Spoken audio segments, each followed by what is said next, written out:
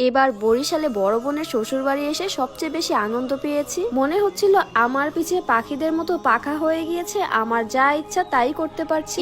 গাছ থেকে পেরে এরকম তেঁতুল খেতে কি যে মজা লাগে, আর এরকম হাঁস মুরগিকে খাওয়াতে কার না ভালো লাগে। আপনাদের কাছে কোনটা ভালো লাগে, গ্রাম নাকি শহর? আমার কাছে তো গ্রাম ভীষণ ভালো লাগে। তো আজকে দিনটা শুরু হয় রান্না বান্না দিয়ে। গ্রামের মানুষ কিন্তু যা খাবে সবকিছুই কিন্তু শিলপাটায় বেটে বেটে একবারে ফ্রেশ ফ্রেশ খায়। তবে গ্রামে আসলে যে সব ক্ষেত্রে যে ভালো হবে সেটাও কিন্তু না। আমার বড় বোনের শ্বশুর বাড়িতে কিন্তু সবকিছু ঠিকঠাক থাকলে তাদের পানির কালার কিন্তু মোটেও ঠিকঠাক নেই। আপনারাই দেখেন তাদের পানির কালারটা কি পরিমাণে লালচে কালো। কিন্তু আজকে কিছু করার নেই, এই পানি দিয়ে আজকে আমাকে মুখ ধুতে হবে। এরপর শুরু করি জাতা কলে কল চাপা। কিন্তু ভাইরে ভাই, এত পরিমাণে জোরে প্রেসার দিয়ে কলটাকে চাপতেছিলাম, বাট কোনোভাবেই প্রেসার দিয়ে পানি আসতেছিল না। আমার হাতে তো অলরেডি ব্যথা শুরু হয়ে গিয়েছিল।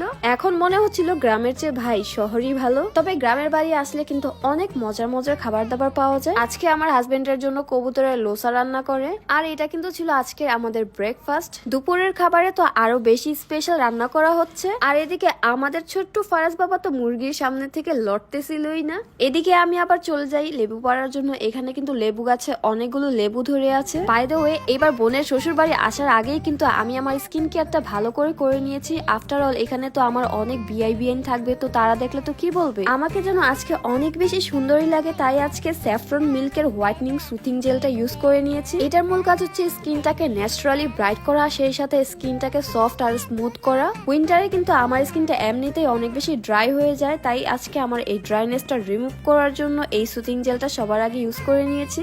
মূলত আমি আজকে একটা কম্বো ইউজ করেছি, এর সাথে কিন্তু একটা ওসোফি কোলাজেন সিরাম ছিল। এই সিরাম এবং সুথিং জেল দুটোই কিন্তু স্কিনের ব্রাইটনেস ক্রিয়েট করতে অনেক অনেক হেল্প করে, সেই সাথে স্কিনটাকে অনেক বেশি টান টান করে দেয়। আই মিন স্কিনটাকে অনেক বেশি হেলদি রাখে। আর হ্যাঁ, আমি এই প্রোডাক্ট গুলো নিয়েছি কাকলি বিজনেস শপ এই পেজ থেকে, ফাহিম মুস্কান পেজ থেকে এসেছি। এটা বললে কিন্তু আপনাদেরকে একটা ভালো ডিসকাউন্ট দিয়ে দিবে। তো যাই হোক, আজকে হাঁস মুরগিকে খাওয়ানোর পর একটু পর আমি নিজেই খাওয়া শুরু করে দিই। গ্রামের বাড়ি আসলে কিন্তু এই একটা জিনিস আমার কাছে ভীষণ ভালো লাগে, একটু পর পরই কিন্তু খাওয়া যায়, সেই সাথে প্রতিটা খাবারই কিন্তু অনেক বেশি স্বাদের হয়ে থাকে। আজকে কিন্তু আমার বড় বোনের শাশুড়ি নিজ হাতে আমাদের জন্য রান্না বান্না করেছে। এরপর আমরা সবাই মিলে চলে যাই তেঁতুল পাড়তে। এই হচ্ছে অন্তর ভাইয়া, উনি আমার সম্পর্কে বিয়াই লাগে। তেঁতুল গাছ থেকে আজকে কিন্তু কোটা দিয়ে নিজ হাতে তেঁতুল পেরেছি। এভাবে গাছ থেকে তেঁতুল পাড়ার ফিলিংসটাই না অন্যরকম থাকে। আর এই তেঁতুল কিন্তু আমার ভীষণ পছন্দের একটা খাবার। অপরদিকে অন্তর ভাইয়া তেঁতুল খেতে যে একেবারে অবস্থা খারাপ হয়ে যাচ্ছিল।